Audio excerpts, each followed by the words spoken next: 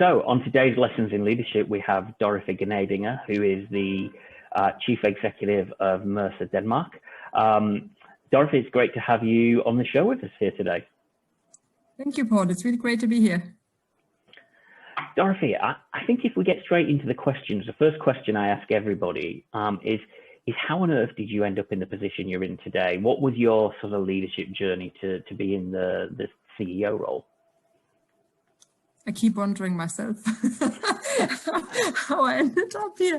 No, it's probably a rather untraditional route, if one can say. So after university, I tried to save the world and was very passionate about saving the world until I realized maybe it's not as easy as I thought, and the world was not waiting for Dorothee to save it.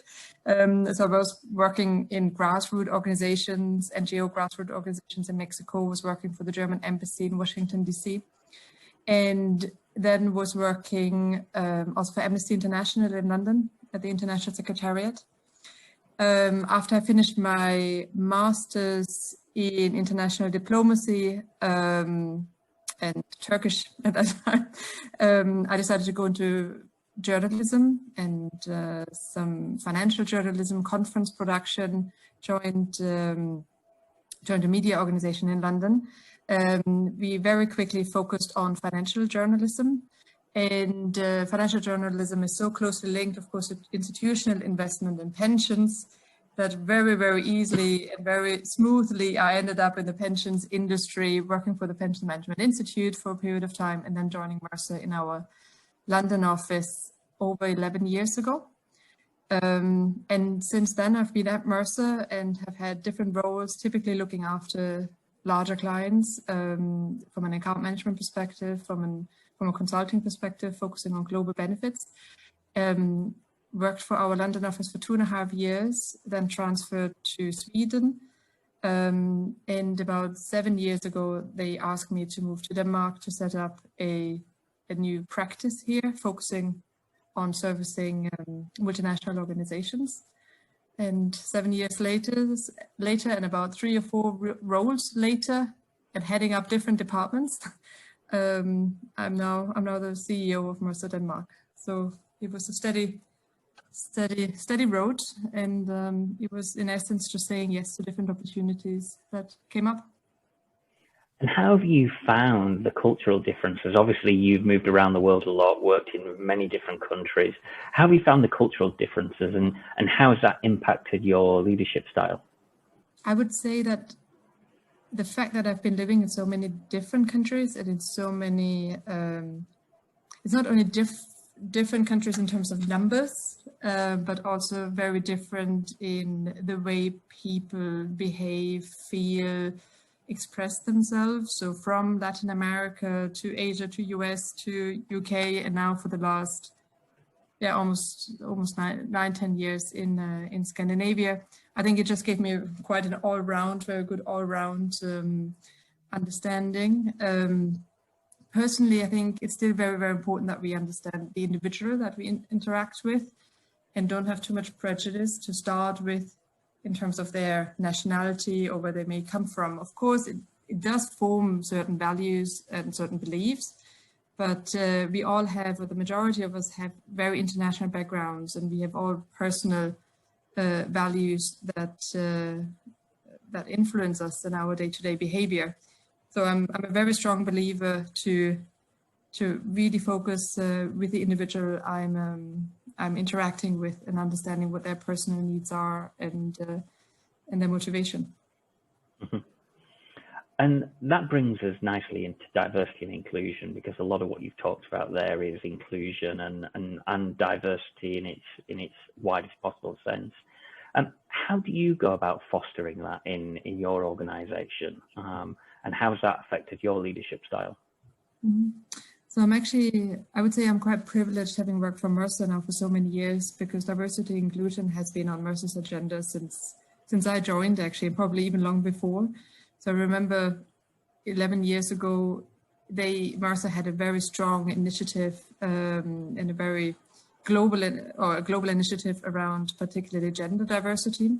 It was driven back then by Martine Verland. She was the sponsor, who is now our global CEO. And there are a lot of initiatives around diversity and inclusion. What has happened though is that we've moved from gender diversity into other type of diversity, so whether it's sexual orientation or ethnic diversity or others. And that is what I very much like, because it comes back to individuals and individual values, and as I said early on, individual motivation. I think what took me most by surprise was when I moved from London to Sweden. I really thought I was going to join a society and a business environment that is all about diversity and inclusion, and that everything will be fine and I can learn from the best. But even in this environment, you really quickly learn, even there are opportunities for improvement. So I don't think any country has really cracked the nut yet. Yeah, I think everyone's got a long way to go, and there's a lot to learn. You know, for me, when I advise organizations on this, it's all about making sure you represent your customers, making sure that you represent your shareholders, making sure that you represent your members, your employees, and if you can do that, then you're on the right track. Completely agree. Absolutely. Yes. So you mentioned there, actually, it's all about the individual and motivation and individual motivation. How do you personally maintain compassionate leadership with individuals when, say, performance isn't going as well as you would like? So I think the biggest test for every leader or business leader and people leader has been Corona and COVID. I think it really shook us all up and put us out of our comfort zone.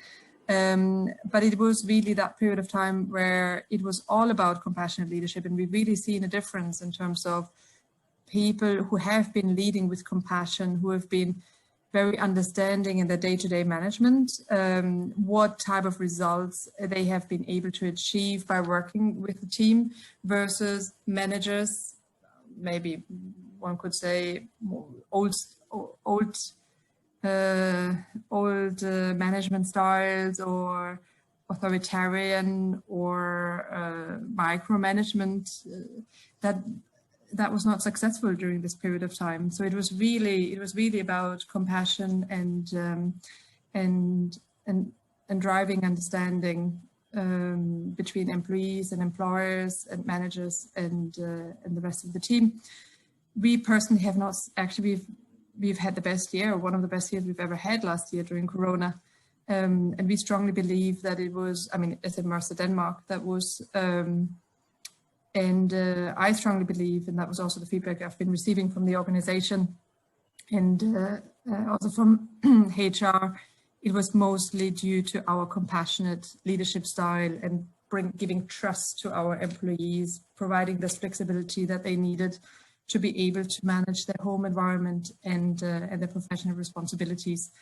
But we've seen increase in revenue. We've seen, in a lot of cases, increase in productivity levels, or at least a steady continuation. So I strongly believe in the compassionate part. Absolutely. I think professional services has coped remarkably well. And it's, I guess one of the counter arguments to that is it's easier when you've got highly professional, highly skilled, highly educated people working on projects, and that work can be done from anywhere. But I think one of the points which has been brought up a few times on this podcast by the various CEOs and leaders we've had on here is really about the focus on outcomes rather than the focus on inputs. Because traditionally when you're in the office, you focus on inputs, so when you need to do X, Y, and Z, when the reality is the outcome is what's really important. And by focusing on that, it's actually made working from home or working remotely much easier for people. Yes, I completely agree. And arguably, we've been on that path for a few years, for a number of years. So before before Corona hit, so it had helped us. We were very output focused, and when setting the goals as well in the beginning of the year, we have had regular dialogues throughout the year to ensure that the goals set in the beginning of the year, focusing on the output, can actually also be achieved towards the end of the year. We had quite a flexible approach, but it was very, we don't have specific hours when you need to be in the office. We don't have a culture of FaceTime where it is a matter of how many hours are you actually physically in the office and a manager can see you. It is very much driven, and in a professional environment, as you said, professional service environment, it is not as hard, or it can be easier to focus on the output, because it is around, for example, revenue generation or utilization, or management, account management responsibilities. Absolutely.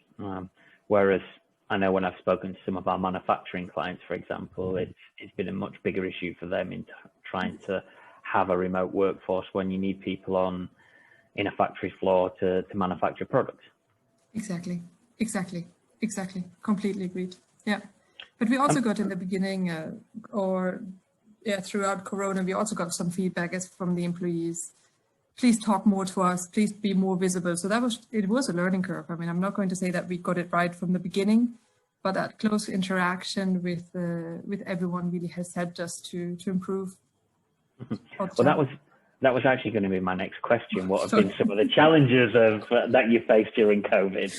So you said there, the employees said about that they wanted more interaction and more communication. How did you go about overcoming them challenges and making sure that you met the needs of the workforce? So, sorry about that, by the way, that I just... No, it's great. You actually led us straight into the next part. You're in sync?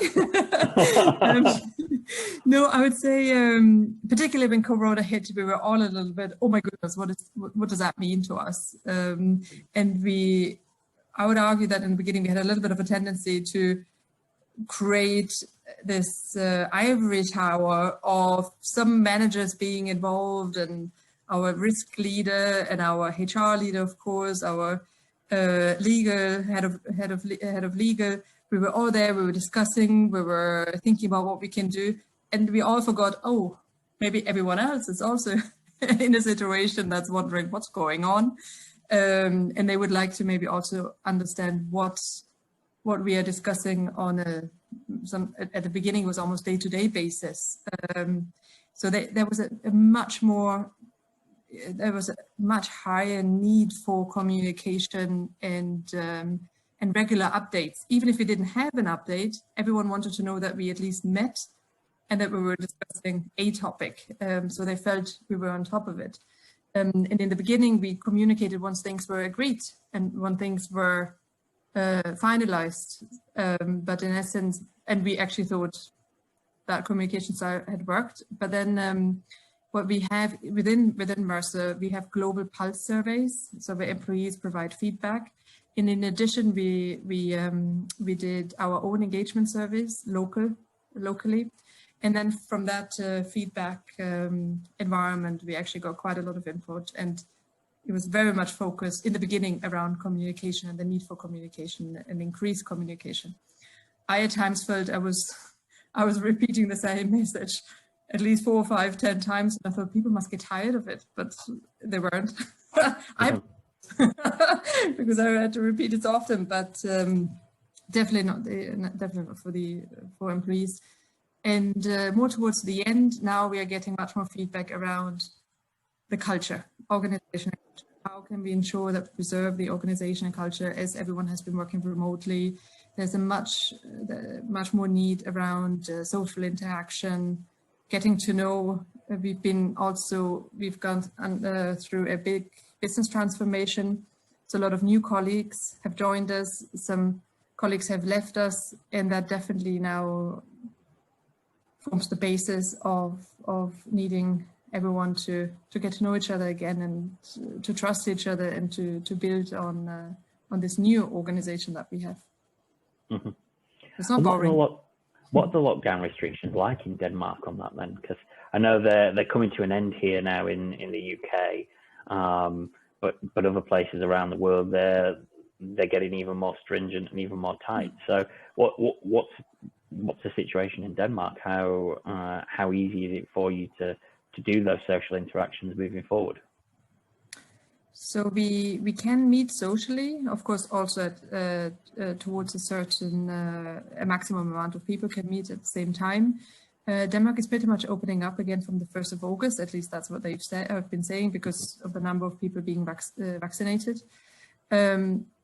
We have two ways. We need two approvals. One is, of course, being in line with local government regulations, but the other is our MMC, so Marsh-McLennan guidelines. And of course, we do need to bear in mind all the risks related to COVID, or mostly of course COVID. So we are at least planning, and we have organized a gathering on the 20th of August.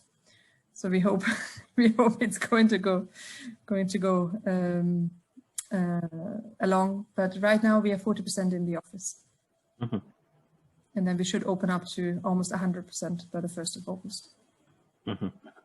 If there's no third wave, right? That everyone talks about. Yeah, absolutely. Well, I think we're opening up on the 19th of July, come hell or high water at the moment. We'll be watching you first and then learn. I know.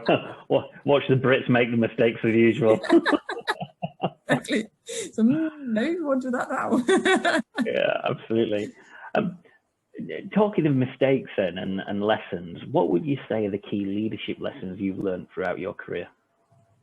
For me personally, and probably the advice I would give to everyone is, and particularly in a diversity and inclusion environment, so to other women and junior women or younger women, I would definitely say, whatever opportunity you have, give it a go. Just try it.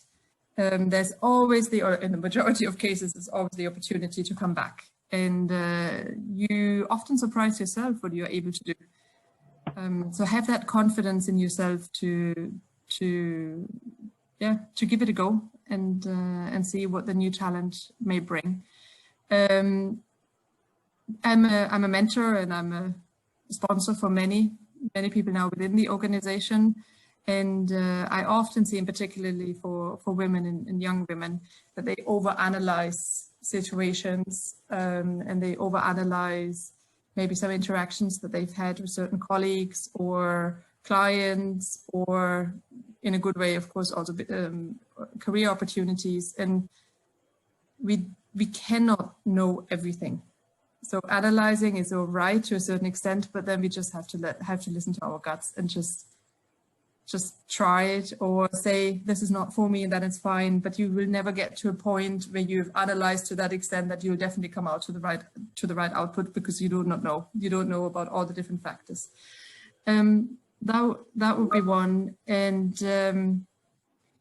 for me personally, particularly working in a large organization, it's also been you need to be yourself still, as much as, of course, you feel comfortable, and the framework,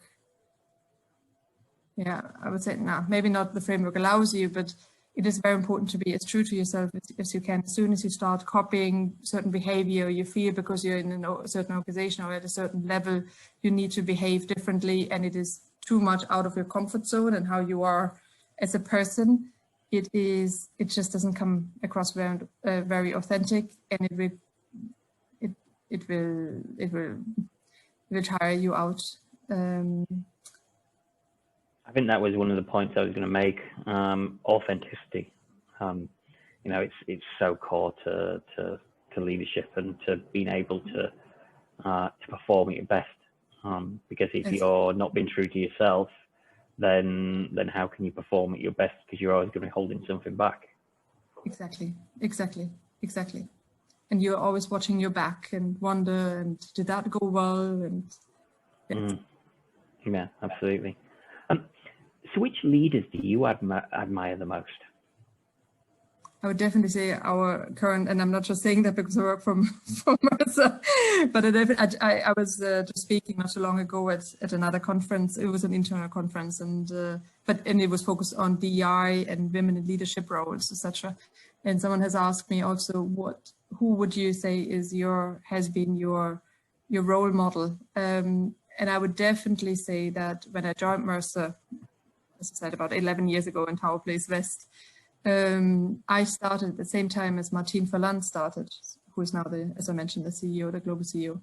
And she was so authentic and she was so herself. And I remember one time we drove to a taxi together, and she was telling me about her 3 children and how she took a career break, and then she went back to work, and her husband was was doing quite a lot of the work at home, and she was so open, and she was also so open, for example, around the balance between home life and family life versus career and professional life. I was really, really impressed by her, because I just never expected someone like her in her position to be so much herself. And that has definitely inspired me, and has definitely given me that confidence that one can be themselves, one can have a family. I mean, as I just told you, Paul, I'm pregnant and will be going on maternity leave very soon with my 2nd child. You can have a career while having a family on the side. But I think these early conversations with people like Martine, in particular women with Martine, like Martine, has given me that confidence that it is possible. And there will always be a way to combine both. So I would definitely say, and then I was really lucky enough to have had always some mentors, some people either in the organization or outside of the organization. So Robin Ellison, for example, was one. Vince Linane has been another. Within Mercer, it was definitely John Hall, who's also been there on my side, who I could turn to and ask questions and asking for guidance. So I've actually been quite lucky to have been accompanied by some really great people, inspiring people. And you mentioned some great individuals and role models there. And one of the things you mentioned whilst you were talking about Martine is, some of the things she said to you have kept you going through tough periods. And one of my questions I've asked everybody is, how do you personally go about maintaining that work-life balance, and what keeps you going through the toughest periods? So I would say I'm fortunate enough to live in Denmark now, where work-life balance is probably a little bit easier to keep, because you're not stuck in traffic. You don't have 1.5 hours commuting times, or the tube breaks down and you're stuck. I mean, that definitely adds to quality of life, and it helps you to be able to maintain that balance. There's also in Denmark a very big understanding for also senior people to go home already at 4 o'clock, pick up your children, spend the evening with your children. Once they're in bed, you log back on and you do the rest of the work. So there's a lot of the working environment is very much built around your family and social and private environment. It's easier to combine here, Denmark, and as well as the rest of the Nordics. But at the same time, I mean, for me, maybe it's my German gene, I have no idea. I mean, work is always in the back of my mind, always, constantly. At night, when I eat dinner with family, it's always there. And I really have to force myself. I really have to force myself to stop overthinking. So I did read definitely a couple of books that have helped me to manage my thinking process, to be able to say now I'm focused on here, and I'm not analyzing certain situations because I can't really do anything about it. I am definitely trying to have regular breaks, so longer weekends at times, just taking a Friday or Monday off, which gives you this additional me time or family time, and some short trips to the sea or so. And probably one of the best things that we could have done is we bought a summer house really close to Copenhagen, and that physical distance and the change of scenery, at least to me, has helped absolutely, or has helped me absolutely to be able to switch off and focus on the nature and the family. Yeah, no, absolutely. You mentioned reading there, and you've read a lot that sort of helps you in your thinking. Is there a book you would recommend to our listeners, our viewers, that you think, this one has really helped you and and was really interesting that others might enjoy. No, I mean, one of the latest books I read was Stop Overthinking, as I just mentioned. I just forgot the author. But that was a very good book for, and it's particularly, sorry, I do know I focus quite a lot now on women, but it is they do actually say that this it's very, very typical trait for women to overthink, not only in a professional environment and at work, but also at home, and having a plan B, having a plan C, and having a plan D, always prepared. So that was good. Well, my wife tells me off for that all the time. She says whenever she comes up with something, I'm always thinking of the alternatives of how we can do it. Yeah, really?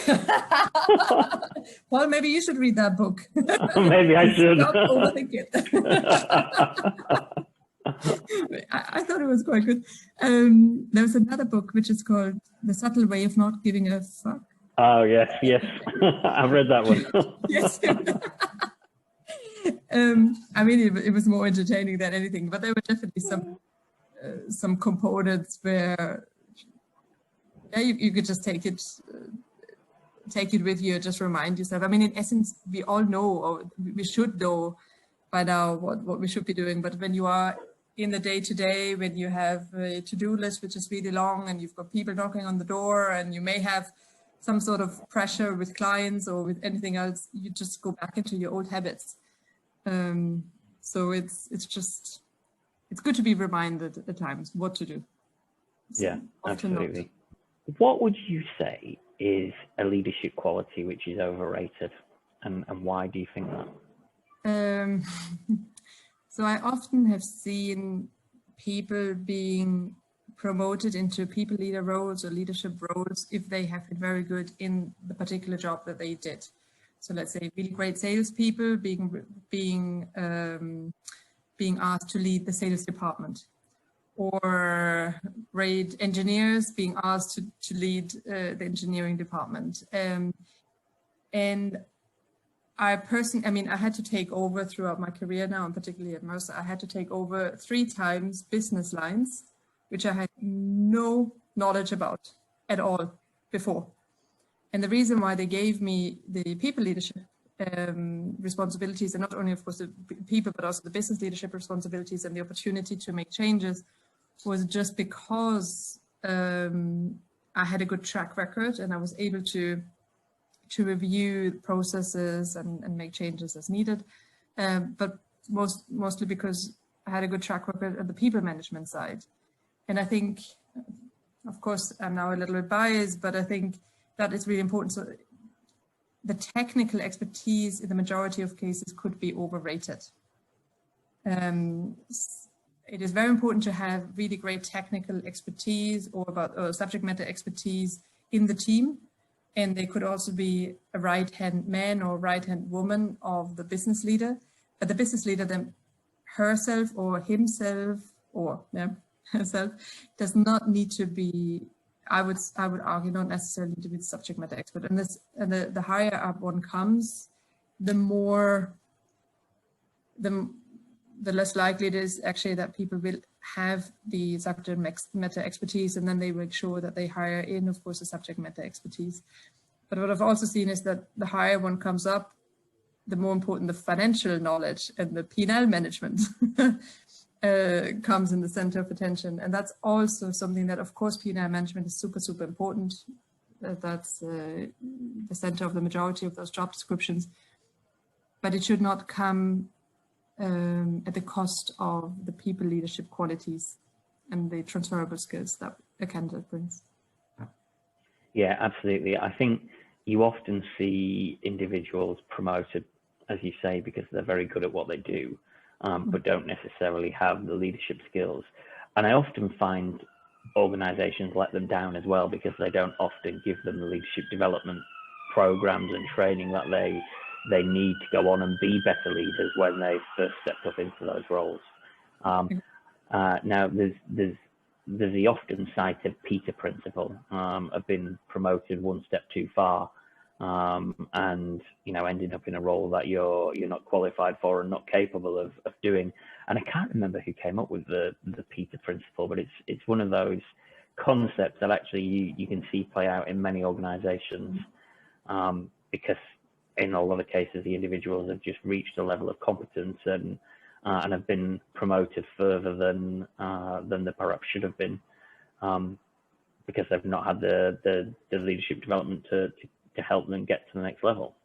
Yes, I completely agree. It may be the Peter principles. I just forgot what it was called. There's the seven-step leadership guide. So first you were the expert, then you are the leader of the experts, then you are department leader, then you are, so there are seven different steps in that academic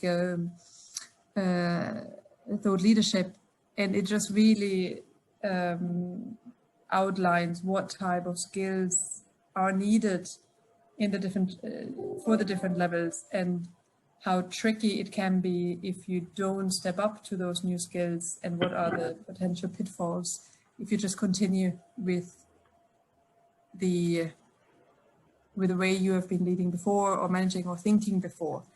And as you said, organizations are sometimes not good at helping individuals to take that next step, because they've been so good in the previous step, or the previous stage. But it is in the majority of cases, it's a completely different job. Absolutely. So I've got one last question for you, Dorothee, and that's a question I ask everybody, and it's, is there a question that I haven't asked you that you would ask if you were the interviewer? And what do you typically hear back? What do people typically It's varied. You know, if you were the interviewer, what would you have asked? There's nothing, absolutely nothing that comes to mind now, Paul. I mean, no, I think that was a really, really nice interview, and thank you so much for giving me this opportunity. No, and thank you very much for coming on the show. Thanks, Paul.